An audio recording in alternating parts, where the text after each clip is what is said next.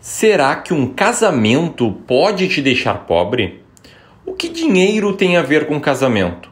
Será que eu devo dividir os gastos com meu cônjuge? Essas são dúvidas que preocupam muitos casais recém-formados. Olá, meu nome é Ramiro Gomes Ferreira. Sou planejador financeiro CFP e cofundador do Clube do Valor. Acredite você ou não, decidir se casar é algo que impacta diretamente a sua vida financeira, podendo até representar a diferença entre alcançar ou não a tão sonhada independência financeira. Por isso, nesse vídeo, eu vou te mostrar como evitar que seu casamento acabe te deixando pobre. E eu vou fazer isso revelando algumas dicas importantes que vão tornar a sua união mais feliz e ajudarão você a evitar cometer escolhas erradas. Também vou compartilhar uma ferramenta incrível que vai te ajudar a calcular o quanto será preciso para que você alcance a sua independência financeira e possa desfrutar de uma vida tranquila ao lado de quem você ama. Ficou interessado no assunto? Então deixe seu joinha, se inscreva no canal para não perder os próximos vídeos e ative aquele sininho ao lado do botão de inscrição para receber notificações sempre que um novo conteúdo for postado. Você sabia que depois da infidelidade, os problemas financeiros são a maior causa da separação entre casais? Eu não preciso de muita explicação para mostrar como isso faz sentido. Basta lembrar que o casamento representa a união de duas pessoas que passam a viver juntas tanto na alegria quanto na tristeza. Considerando que as finanças pessoais fazem parte da vida do casal, a situação financeira de ambos precisa ser encarada em conjunto, tanto na riqueza quanto na pobreza. O problema não é a falta de comprometimento com esse juramento, mas sim a criação de cada uma das partes, ou seja, como o seu jeito de pensar foi moldado ao longo dos anos. Dependendo do contexto em que cada um cresceu, a conversa entre o casal pode se tornar difícil. Isso porque cada um aprendeu a lidar com o dinheiro de uma forma diferente. As experiências com dinheiro, familiares e pessoais, sempre serão bastante diferentes.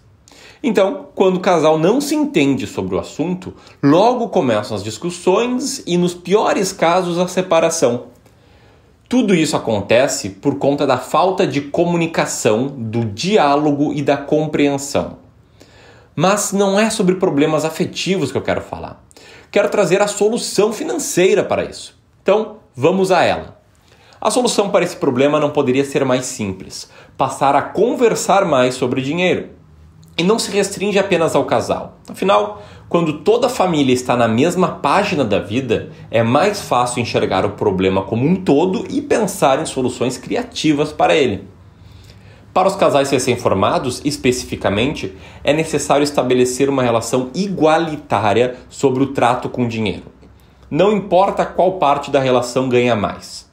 Ambos vão usufruir da maioria dos benefícios proporcionados pelo acúmulo de riqueza, o que deveria ser motivo mais do que suficiente para incentivar a conversa sobre o assunto.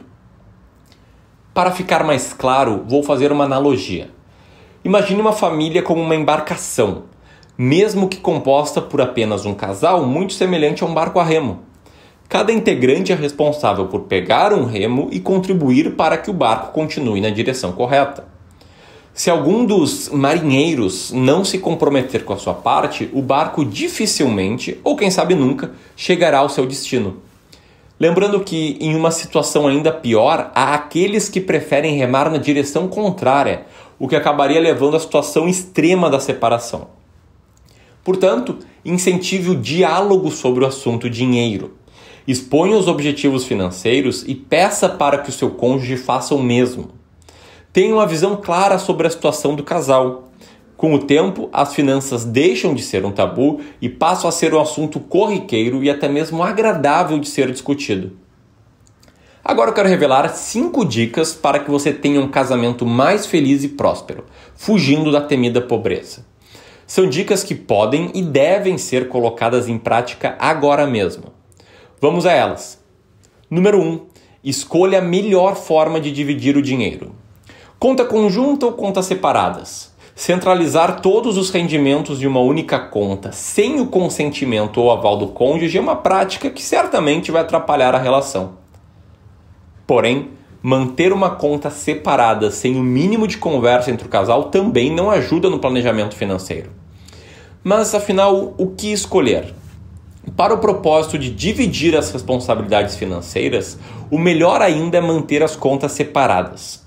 Assim, dá para saber proporcionalmente o quanto cada um pode contribuir para atingir os objetivos financeiros do casal. Número 2. Evite pedir empréstimos para parentes.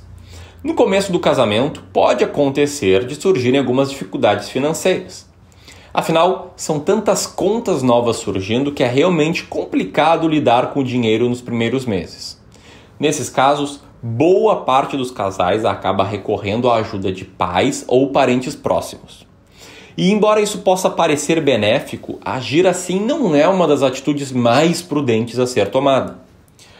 Quando os pedidos de empréstimo começam a surgir, é normal que algumas afinetadas possam aparecer.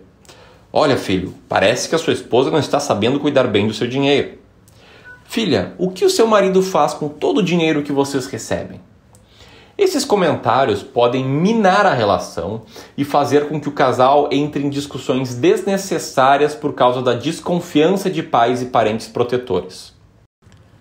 Dave Ramsey, um conhecido educador financeiro norte-americano, comenta que a partir do momento em que há um empréstimo entre parentes, a dinâmica da relação muda. Segundo ele, quem recebe o empréstimo acaba se posicionando numa relação de escravidão com quem faz o empréstimo, e isso, dentro de um ambiente familiar, pode ser desastroso. A solução, então? Se você está com problemas financeiros e há algum parente disposto a ajudar, essa ajuda deve ser realizada via doação e não empréstimo. Número 3. Lembre-se dos hábitos de cada um.